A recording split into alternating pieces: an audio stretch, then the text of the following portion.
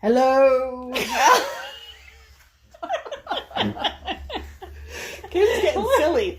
I know, it's getting long now, these recording sessions, but I thought it was mimicking the low rumble of the UPS truck. Pulling. Yes. This is take two. Take two. You didn't even show the snap thing. Yeah, exactly. How are you guys doing? Good. Good. All right. You're knitting. Take two gave Simone a second to go grab her knitting. Yes. So now I'm just going to get drawn in. Yeah. No. Pay attention. Okay. So first of all, I have to do a little bit of introduction to this episode of Harmony Reads, which is episode 9, which means that we've been doing this for 18 weeks already. It's hard to believe. Where are you going? I know. It's just flying like crazy. And we've got a November-y day, which Betsy says, I see what the inspiration for the November sky yarn is. Kind of gray with just a touch of blue. Not much, though. You're saying it like it's bad. It's actually really pretty. Yeah, it is. Yeah. So, but before we get started on this, I have to say that our mission with this was that we would read whatever books we wanted. Some of it would be tough. Some of it would be funny. Some of it would be whatever. But that we would always keep this as a space where we are cognizant of the fact that our main objective is to bring harmony and joy. But I have gone back and read the appendix of the Sweet Française, and I really want to talk about it, but it doesn't have anything to do with harmony and joy. So I'm doing that at the end of the podcast. So there's always chapters in our podcast. So if you don't want to, but I'm going to make it easy for you. So if you don't want to hear me talk about the appendix of the Sweet Française, then you can stop when I introduce it. And so this will seem a little bit like it's out of order, but it's because I think it's really important that I talk about the real ending of this book. Because last episode, as you recall, I finished the book and said that it was a little bit odd the way that it ended.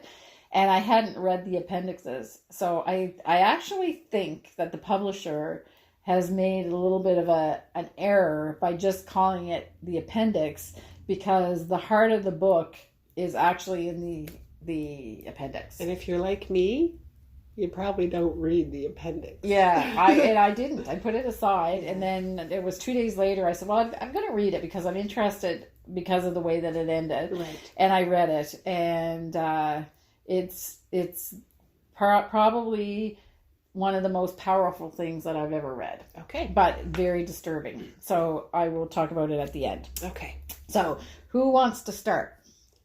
I can. Yeah, sure. You have recaps. Simone's having fun knitting. She's got recaps with notes. Well, I made notes because, so I was reading The Tiger's Wife by Tia Obreht, and I was reading A Dog Named Fig by Helen Humphreys. And I finished them like 2 days after we recorded the last one. Right. So I knew I wasn't going to remember much about it. Because that's just me. You're on to the next thing. Yeah, I am. I'm on to the next thing, and my brain just tends to focus on unless it's something that really gets me in the gut or the heart, and then I'll dwell on it more and I'll come back to it. But I can't say that necessarily about these two books. Light reading. Yeah, and sometimes I don't actually know that until several months or a few years later. I'm still remembering that book. Then I know it's a book that impacted me. Yeah, right. So I don't know if that'll be with this case. Anyway, so The Tiger's Wife, I finished it up, and I did talk about it, that I liked it. It was good. It was her first novel, which she wrote, and she won an award. Well, she got really close to winning an award. I felt bad because I read about it, and she was like the runner-up too. So then I had to go find out, well, who won? In 2011, I think the National Book Award finalist is what she was. Yeah. She was beat out by Salvage the Bones. So I might have to go. Have you heard of that? Check out what that is and find out by Jasmine Ward, maybe. Anyway, I'll have to look it up to see. Yeah. So I loved how it finished. It tied up all the loose ends. It tied up loose ends that I didn't even know were loose ends. So that's interesting. It's really hard not to. Yeah, I don't want to give away this. So I ended up really liking the structure of the book, and I appreciated it even more at the end. Right. I was enjoying it as I was reading it, and then I really appreciated it at the end, and I went, Okay. So that was really cool. Okay. I can't say a whole lot more or it will ruin the effect for you. So what you said the last time, if I remember correctly, Yes. is that it was almost like short stories within the story. I did say that. Yeah. Okay. Yeah. So she has a great way of finishing it all up. Oh, okay. So that was good. What else? So did you I would say? recommend it? I would. Yes, Yeah. I would. Okay. And I really appreciated the combination of folklore and faction. Right. Faction. Fact and fiction combined. Yeah. We'll call it. No, anyway, fact is a totally different word. Folklore and fiction. No, folklore and facts. Yeah. Oh my goodness, that came together. She did a really good job with that. So, yeah, I like a bit of fantasy and a bit of folklore. I also like elements in our universe that are unexplained. So she kind of goes back and forth between a very scientific medical view, because her grandfather in the story is a doctor, but also combined with a mystical, miraculous, the unexplained elements. Because I don't know, I'm not someone, I can admit there are unexplainable things in this world, and I'm okay with that. I know there's some people that like they will spend their life needing answers to everything. I don't need answers to everything. I'm okay with not knowing it all. I kind of like it, actually. So now, when you were explaining the book before, I thought that it sounded interesting, but I didn't really feel like I had to read it right away. But now I feel like I have to read it. I'm also really good at just making things sound. Well, that's what you said the last time. Okay. So then, should I read it or not? You choose. I don't tell people what to read because there are so many books in this world that you have to read. But you liked it. I liked it. You genuinely liked it. I genuinely liked it. And I'm almost considering a reread. Oh. Because I feel like I will get a lot more out of it. Now that you know how it ends. Yeah. Now that I can put it together. There are books that are like that. Yeah. Because it ended and I actually started flipping back. Going, what did I miss? I remember something about this. So those little details I think would all come to life. Seems to me that sounds like a book you would like too. Yes. I think so. I love a good reread. So that was that one. Yeah. I don't know. Do you want me to talk about the other one that I finished right away too? Yeah, sure. Okay. And then I'll give someone else. We'll just close those chapters. So the other one was Solitude, Connection, The Writing Life, and a Dog Called Fig. Right. I liked it again. I probably won't reread this one. It was more of a memoir.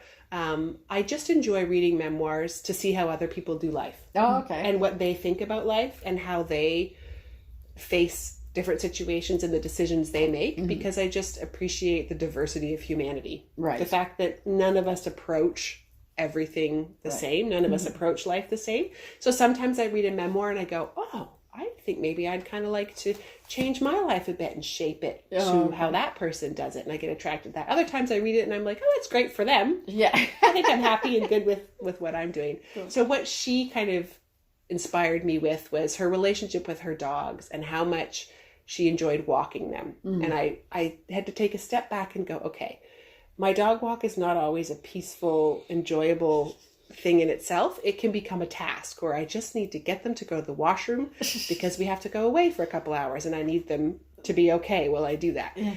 But I have a senior dog who, she's a hound. So on top of being a stubborn breed, she's also getting old now. She cannot be rushed. Yeah.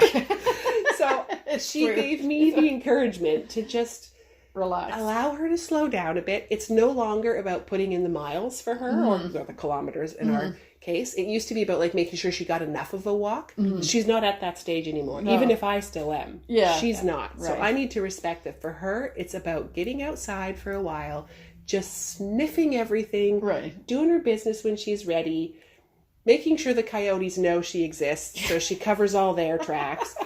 And then she wants to go back to the house. She doesn't care if we only walked 50 feet. Right. If she enjoyed sniffing it in that time. Right. So I have to learn to walk now at her pace. Right. And let the walk be about her as opposed to me getting in exercise. Right. So she was good to encourage me with that. That sounds nice. Yeah. Good.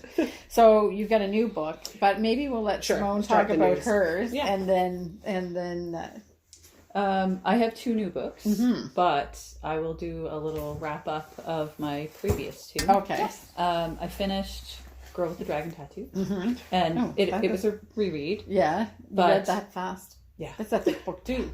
Yeah. Yeah.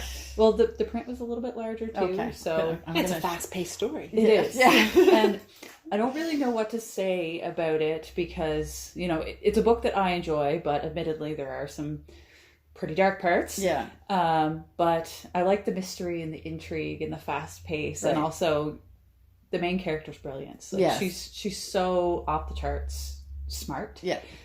But also so like Contradictory, I would say, her character. yeah, is because very like she's also really not good at blending in with quote unquote normal life. Yeah. So that appeals to me because sometimes I kind of, you know, resonate a little bit with that because we all have our quirks. But the story is just one of those page turners where, you know, you just want to keep reading. She's unapologetic. Yeah. In I that say she story a lot does more it. than she does. No, well, but that's But yeah. she's very much herself and exactly who she wants to be. Yeah. Yeah. So Yeah. it's good. I think there's like, reading or connecting with someone like that. I think most of us are drawn to that, right? Yeah. Because we all There's wish like little that we bits would and be. pieces of people's character that were like, oh, you know, I recognize that in myself. Yes. Yeah. So this has got nothing. The person that I'm going to say that kind of what you're saying resonates with me because it's what I thought about this person. You're going to say, what? She's got nothing to do with the girl with the dragon tattoo, but it's Dolly Parton. That is definitely a gem. And the reason why I said that is because I just watched an interview with her. And I mean, really, who else do you know that could have pulled off all of those wigs and that makeup That is true. and all of that and be completely unapologetic for any of it And genuine. genuine and just like, this is what I liked. And I don't care that I modeled myself after the town prostitute because that's just what I liked. And I has do love stuck. some Dolly though. Yeah, I do. So not anything to do with the other, like, but that's the same kind of personality. And the irony of all of this is you had no idea that I was listening to Dolly Parton last night. Anyway, so I get that. Like that is something to be admired in people that they just live their life and they're true to themselves and they have the courage to do it. It takes a lot of courage to do that. Absolutely. Yeah. Yeah.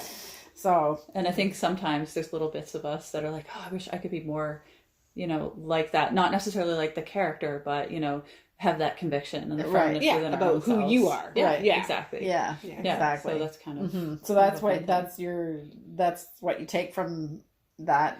I mean, it's also very fast paced. And it's definitely like a crazy Yeah. thing. It's dark. It's wild. It's twisty. Yeah, It's twisted. Yeah, definitely. You guys are making me think I'm going to have to try this one. Yeah. It's funny because I've seen it like every used bookstore. It would not be a hard thing to find. No. Yeah, it's clearly And you out can there, borrow my but I've copy. never. Yeah. Thank you, but I've never actually picked it up. Yeah.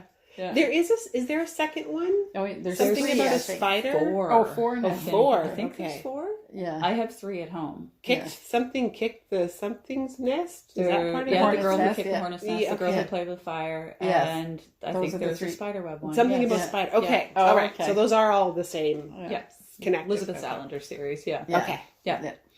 Yeah.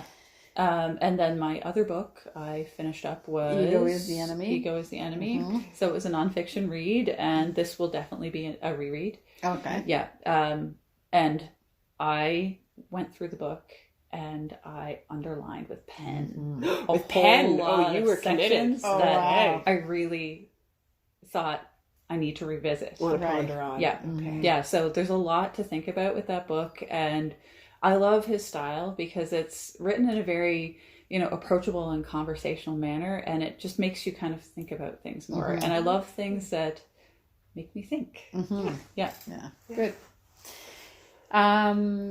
So do you want to, you talked about Rick Mercer the last time too, Yeah, right? I didn't You guys actually can't start see it, but she's pointing at the book Oh, on yeah. the table. Because Simone.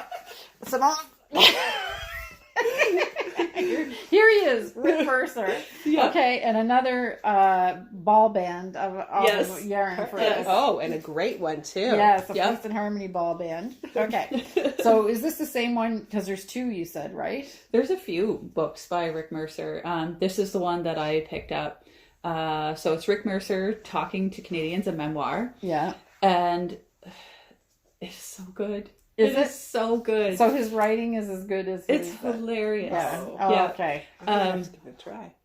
Especially like the parts where he's talking about going through high school.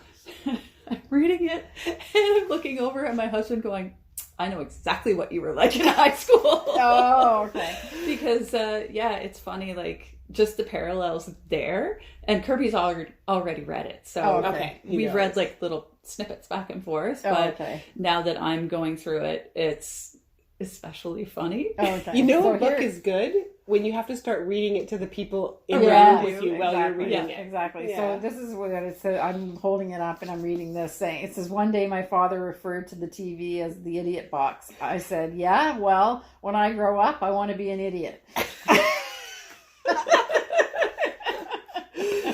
And you're well on your way when So- you've got that much wit Yeah. right there. So if Canadians, for the most part, know who Rick Mercer is, Yeah. but if you're an American and you are listening to us, you may not like Rick Mercer as quite as much because he actually, He's a bit of a jerk sometimes. especially to Americans. Yes. He Anyway. helps Canadians keep their identity as Canadians Yes. when the rest of the world wants to throw us all together as Yes, yeah. North Americans. Yes. So I think he does that on purpose to try to keep that identity and help us remember we have an identity as Canadians, Yes. not all just North Yeah. Americans or Right. the Americans that live in igloos. Yeah. Yeah, they're the Canadians that live in England. No, I mean like the Oh. idea that the rest of the world thinks we're the Americans Oh, that live in igloos. yes, exactly. No, we're Exactly. Canadians. Yeah, exactly. Yeah, so he's not for everybody. No. But, Yeah. the book is very funny and it makes me think a lot about the skits on This Hour's 22 Minutes. Yeah. And, Yeah. and He's what smart. have you. He's very smart. Yeah. Yeah. Yeah. And he's smart and witty. Witty, yeah. Yeah, And and give him the witty. Satire that just cuts. Yeah. Yeah. Yeah. So, anyway. And I mean, he does a little bit of talking about like Kathy Jones and Mary Walsh in there too. Yeah. And I really, really love both of them. They're Yes. so funny. Yes. What I'm thinking, my husband's not a huge reader, but he does like memoirs, and I do catch him watching like YouTube snippets of Rick. I Okay. wonder if he would like to read Yeah. this. I'll have to pass it along to him too. Yeah. Right. Okay. So that's that. Yep. And Got another one too. yeah. Yeah. I'm on a Ryan Holiday kick. Do you want me to Okay. hold it up for you so you can finish that pair of socks before No. we finish? I had to look at the bookmark. Yeah. What is it? This one is a special one. Is that yours? No, it's No. not. It could be though. But yes. Yeah. So it was a Christmas card my mom gave me last year. And I saved it because it looks so much like Ginger Snap and kitty. Simpkin. Yeah. Yeah. So I think you were snacking when you were. I might have been. Yeah. So I'll read the inside of You the weren't card, supposed to too. point that out. To Simone and Kirby, Merry Christmas and all the best in 2023. Love, Mom and Dad. Couldn't resist this card as it looks like your boys. Yeah. Yeah. That's right. Cute. So it was very cute. Yeah. And I know exactly what the snack was. Was it a snack? Yeah, it was a snack. Okay. It was Was nuts it- and bolts because it was Christmas morning. Oh. And Sean, my neighbor, always makes a big bag of nuts and bolts for us. Oh. We're headed to Nice. that season. And I eat it for I breakfast know. every Christmas morning. Oh, okay. Well, It's there's cereal. Cheerios in it. That's Exactly. Yeah, and Shreddies. Exactly. Pretzels, Yeah. peanuts. Yeah, what it's could good go for you. wrong? Yeah. Right. Cheese bits. So or I whatever. have to. So my sister Michelle reads so many books that I don't know, like really hundreds of. I think she'd give you a run for your money. Like Yeah. the two of you are kind of the same. So it's actually her that really suggested that we should do the spin-off of the podcast because she said it would be great. For her own benefit. Yeah. So she kind of got this ball rolling. Yeah. And so she was very interested in the segment that we did about the life of books because she also has books that look like they've been untouched. Yeah. And we talked about my mom with her cheese doodle fingers borrowing books and stuff like that. So now Michelle has really taken that whole thing on board. Okay. And she buys a lot of books, but she also borrows from the library. And she loved the segment because you found that Christmas card in the library last birthday. It was 80th birthday. Yeah. So now what she's doing is she's actually putting in a Post-it note in every book that she's reading now from the library. She's putting a sticky paper in with a little note about her impressions. Oh, Michelle, I love that idea. Yeah. Oh, that's amazing. So yeah. Oh. So that when people borrow the books that she's read, they're going to find a little note in there somewhere from her. We may have to adopt that I idea. think so. Yeah. We need to spread it. What is it when they call knit bombing or whatever? We need to book bomb. Post-it bomb the library so books. Let's be clear. She's not writing in the book itself, but she's just doing a little Post-it note somewhere, and she randomly puts it in the book. Cute. I love it.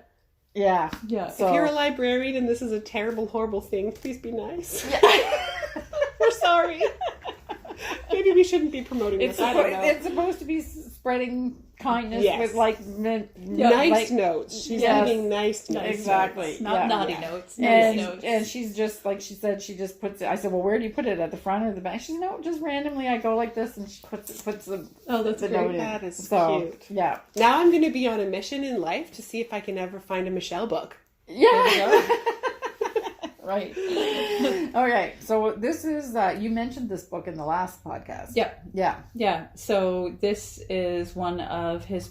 Well, I've been on a Brian Holiday kick, and he has the Stoic Virtue series, and one of the Stoic Virtues is courage. Right. So he talks about cultivating courage in our everyday life. Okay. Yeah. So it kind of ties in a little bit with what we were talking about, being unapologetically ourselves and things like that. Right. Yeah. Great. Okay, so now a giant dump truck just went by. I was going to say, our eyes just looked a bit panicked. I wasn't sure what was happening behind us. Exactly. So if you could hear that on the sound, then sorry, but that's... I was more that we all looked a little... Yeah, we all went...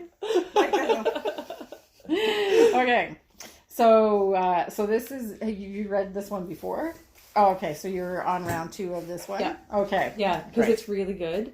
And life lessons. Yeah. Okay. Yeah. So it's just you take little tidbits and you ponder, and I do a lot of thinking while I'm out in the woods. So this is the kind of stuff that I like to kind of digest in my brain. Nice. Yeah. Yeah. Oh, good. Yeah. Okay. So Are you doing it? I'm doing it. Have you moved forward? No, I started over. Oh, started over. Okay. So Herman Melville. So you had to go back to the wharf for even longer? Yeah. So Herman Melville, the wordiest human being that ever lived and wrote Moby Dick. And I started it because I actually felt like I should read it because it's a classic. So you can't really call yourself a reader unless you've read it, is what I was thinking. You can call yourself a reader without reading it. Yeah. Thank you. So anyway, so I'm teeny tiny print. Betsy said, oh, it's not as thick as I thought it was. I'm looking at this book, folks, and I'm thinking, Kim, Pillars of the Earth. Pillars of the Earth. Yeah. If anyone's gone through the Diana Gabald, there are bigger books out there. So maybe he's wordy in that it's actually a short story, but it takes this long to tell. Yeah, so I'm going to tell you exactly what my impression is. Okay. Well, the language is difficult in it too. Yes, but I think I had the wrong attitude when I started the last time because I was just like, okay, I got to read this book. I got to hurry up, and oh my God, he's still on the wharf, and I'm on page 45. So now I started over with a whole new attitude. I took your advice that it's something to savor. Yeah. And so I grab my cup of tea and I say, this is just, you don't have to rush through it. Yep. You just have to savor every word because apparently he makes every word a jewel. Let's see. Anyway. I totally can understand this though. Yeah. There are books that I read specifically for the language and how it's being told. Yeah. And it's less about the story as it is enjoying the actual craft of wordplay. Yeah. Right. And thinking about that too, because we kind of touched on this a little bit. Back in the day when Moby Dick was written, books still weren't as commonplace as That's they are right. now. Yeah. Right. So they were like a treat to be enjoyed and savored. Yeah. So some of that is just prolonging the experience. Yeah, exactly. So I'm on page 15. And I just had to remind myself of what it was that I was reading. So now he has spent the first 15 pages of this little teeny tiny type. See, did you see that? How explaining why he likes to go down to the sea. And he's not done yet. Ooh. As a sailor in particular. So if it was me, I would have started the first paragraph with, I love the sea. I go down there when I feel need to be refreshed by the sea. 15 pages done. And then move on. He spent 15 pages describing all of the ways what could trigger him to go down to the sea. He's savoring the sea. He's savoring the sea. Anyway, so that's it. But that's okay, because that's what the book is about. There you go. So maybe what you need is to read this one and something else at the same time. Yeah, I think so. And maybe you need to have pierogies with it too. Yeah, pierogies. And oh no, here we it's go so again. funny because I've gotten so many messages from people after watching the podcast last time. They're like, thanks, now I just want to eat pierogies all the time. Yeah, I bought them this week. I think they're on the menu for Wednesday because I have one child who absolutely hates them and she's busy Wednesday evening. So I was like, pierogi night. She's not here because I don't want anyone to complain about the pierogies. I just want to savor them. Yes. So every time you say it, the way that you say it, that you were reading and you were eating pierogies, I somehow picture you like what's the Bacchus? Is that his honest shays? Like eating them like they were grapes. Very hedonistically. Yes. That's hilarious. That's not at all what I picture. That's exactly what I was picturing. Simone in front of her wood stove with her feet up on a chaise lounge going with every eating a pierogi like an oyster? Yeah. And dabbing her whipping the cheese, sour cream off. sour cream off. With a stream of onion and bacon just...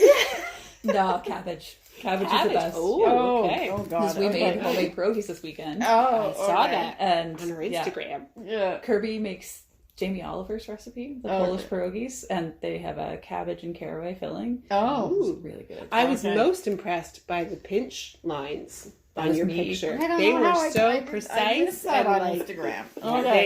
I don't know. My grocery store frozen ones might not measure up anymore. You're a bit of a slouch I don't when it know. comes to pierogies. Today is Tuesday for recording. Wednesday's tomorrow. I'll let you know. Okay. Yeah. Okay. All right. So I've just obviously just started Moby Dick, but I have a whole new attitude, and I will stick with it. I think it's amazing what your mindset does, because I actually was like, yeah, okay. Well, he is really crafting a sentence. Yeah, it's a tea drinking book. Yeah, that's exactly. Yeah. Okay. Well, that is exactly what this is not. Okay. Kate Morton, Homecoming. Started, finished, it's done. Oh, you're finished it? Yeah. Okay. Pardon me. Okay. So it's complete mystery novel. I think Kate Morton's quite well known. Several of you have suggested in the comments to read them, and it kind of brought her back to mind. I have read a few of her others, and I do like them for their read. I won't reread, because I was explaining to Simone, it's a whodunit. Okay. And for me, once I know that, and once I have all the mystery taken out of it, I'm not really all that interested in rereading it. Right. And this one in particular, I didn't find any friends in here. Oh, okay. So sometimes I'll reread a book if I want to go back and spend time with what my kids call my book friends. Okay. So I'll go hang out with my book friends. I didn't make any friends in this one. The characters didn't resonate as part of the story are who they are, and they're probably people I would avoid in life. Oh, okay. So, which I don't want to say too much about, because their personality plays into the story. Right. So so it's done. I enjoyed it. Obviously, I moved through it pretty quickly. Mm-hmm. It's not one that you're necessarily savoring for the language. Right. As a matter of fact, sometimes when I'm reading my whodunits, I have to slow down because I'm so anxious to get to and find out the conclusion that I miss that. Yeah. But so it's good. It's done. It's over. I'm moving on. And I finished it that's right. I finished it last night. So I purposely did not start something new. Okay. So that I can have a moment to... Right. So we just had a customer. So there's a transition here. So easy read, done. Don't need to do it again. Nope. Enjoyed it for what it was, and that's it. Exactly. Okay, excellent. Okay, so now the only thing left is to talk about Sweet Française. So if you want to bail on the podcast now, we can understand. Not me. No, not you. I'm totally messing with you. Sorry. Whoa, okay. It's funny. Oh. All right. This is my flaw in life. I know we're about to move towards a serious topic, so like my slightly uncomfortableness with that is humor deflection. Oh, so okay. I apologize. You don't need to stay if you don't want to. No, it's all good. No? I will mature up. Okay. Because Simone and I talked about this, but I haven't talked about it with you. Okay. So It'll be okay. Yeah. You're going to be okay? Oh, yeah. Okay. All right. So here we go. So Sweet Française. As we talked about, this is a book that was written by Irène Nėmirovsky, who was a Jewish woman that was sent to the concentration camps at the end in World War II. The book is about the exodus from Paris of all the people when Paris was taken over by the Germans. So Irene was actually died in the concentration camps, and the book was really a little bit perplexing to me because I kept saying that it feels like there should be more. It feels like there should be more, but I hadn't actually read the appendices, and it bothered me enough that it just seemed like it was two separate books, separate parts.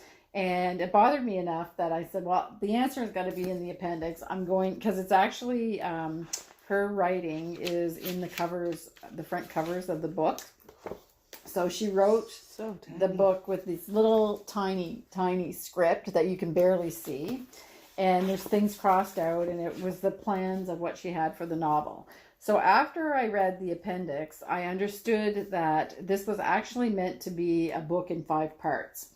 And she was writing it as the war was progressing. And if you read about the notes that she wrote, she was writing it in like as she goes, trying to change like what order she wanted to present the characters in. She was writing notes about herself, like her thoughts about the fact that she wanted to create a novel that would stand the test of time, like yes, exactly. So War and Peace, or a book like that was meant to be timeless. And so quite quickly in the notes, you realize that it's supposed to be 5 parts with 200 pages each. So it was going to be a 1,000-page book, and it's not. Mm-hmm. And then she, the notes, the person that translated the book made notes that then she started writing with pencil. So it was actually, she was taken by the Germans and sent to a concentration camp that was in France. And then she was moved. It was found out later that she was sent to Auschwitz, and that's where she's died. So that was all pretty poignant. But then there's a second appendix, and the second appendix is the letters and the correspondence between her husband, who actually didn't really know for sure what happened to her, and her publisher, and anybody else that he could think of that he could write to try to get her out of the prison. And she had 2 small children. They were 5 and 8, and she basically disappeared one day, and then or actually she might have gone down to, they were told that they had to report at a police station. I think I was just more so engrossed about the humanity of the situation, like what was actually happening to people. And I really think that the power of this book is, yes, she's a good writer. Yes, her language that she uses is excellent. The story is compelling, but the importance of this book is actually in the appendices. And I think that the publisher does a disservice to her by calling it an appendix, because you could easily just stop and say, okay, well, that's it, which is what I did And then 2 days later, I picked it up again. And Simone and I were talking about it after I finished it, because it was while you were out. And I wept at the end of this book, or the end of the appendix. Yeah. And I haven't really done that for a long time. And Simone and I had the conversation, was like, well, why do we do this to ourselves? Because you kind, I mean, but I actually have not read anything from that. This was it's from a different perspective, because everybody understands the horror of war and what happened, but to actually just see, there's no explanation about the correspondence part. It's just the letters back and forth with her husband, trying desperately to figure out where she went.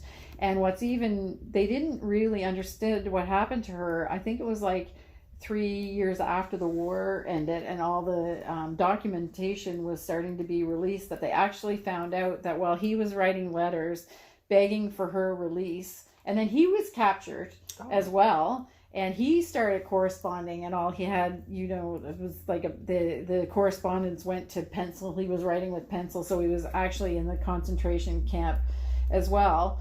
And he wrote basically up until the day that he lost his life as well. And the publisher keeps going, like trying to, and they actually didn't figure, like many of the letters that her husband wrote she had already been sent to the gas chambers in the concentration camps. So obviously it's a very difficult subject. Yeah. I just want to say this, because it's hard to believe that people have lived through this. And it was her daughter kept one of her daughters kept those papers safe, and then the book was published, as I said, 65 years later, after Irene was murdered. Let's call it what it is. Yeah. And that this is probably, it's hard to believe that things in the world would go the way that they're going when we have this to remind ourselves. And this is what Simone and I were talking about. Yeah. It's like, why I think to myself, why do I do this to myself? Because I know how it ends. Yeah. But it's to remember. Yeah. And I've talked with my daughters about this too, that as humans, in some ways, it's unfortunate that we cannot pass our memories. Yeah. So we can pass the information, and we can pass it in a way that it seems like it should be so obvious, but we can't actually pass everything that comes with the memory, the context, of an experience. Yeah, the context and just the humanity of her husband writing. And you can see the way the letters all start like very cordial and formal. Then they get more desperate, and then they get more desperate until he's in a concentration camp, still writing letters with a pencil, and going to the Red Cross and to everything. And it's just it's just a different perspective. And I really think that almost needs to be a book in itself. Yeah, like the way that this was done. So I just felt it was important to say that there's the book, and I know that there's a movie been made of this. I'm sure the movie is just about what the context of her novel is, but I don't know. I'll have to look it up now to see if they relate anything. But the power of this book that I'm holding in my hand is the appendix. Yeah, for me, it's like it was really, really, really powerful. Yeah. And it, like we said earlier, it will be a book that I'll never forget. Yeah. And I might have missed it if you hadn't read the appendix. So if anybody has this book and hasn't read the appendix and you're up for it, it's pretty powerful and disturbing and painful to read. But in case you want to hear the rest of the story and the context, and the fact that she was writing like right as it was happening around her, it's really something. Viktor Frankl's Man's Search for Meaning was like that as well. Yeah, and you read that. I sent you the copy. Yeah, exactly. It really puts things into perspective. Yeah, and you kind of get an insight into, like, a more personal insight into how the world was moving at that point in time. Yeah, exactly. Yeah. So, and I think that that book is also very powerful. Yeah. But his language is not. He wasn't. Not the same. He wasn't. She was very eloquent. Yeah. Even like and her husband as well. Even in the desperation that they were having, they still was. So it's a little bit of a different Feel to it. feel Yeah. to it. It's like, language sentences with beautiful language, whereas his was more Like just like a stream of thought. psychologist Yeah, perspective. exactly. Yeah. So it was a different tone. Yeah. Equally as powerful. Yeah. I would have to say, like it was really. But gut wrenching in a different way. Yeah. Yeah. So when you, if you're looking at this on the day that it's released, it was a week ago was November 11th, which is Remembrance Day here in Canada and I don't know if is it just the British countries that actually Commonwealth that celebrate Remembrance Day on November 11th. So the U.S. has Veterans Day, which is a different day, I think. So if you didn't partake in any of the things that happen on Remembrance Day, and you want to remember people that gave so much for the freedoms that we enjoy today, then take this opportunity to do that. And on that note, I don't think there's anything else to say. It's not a happy note to end on, but I think it's an important message. Yeah. So we'll see you next time in 2 weeks' time, and we'll lighten things up a bit for that. Take care. Take care. Bye.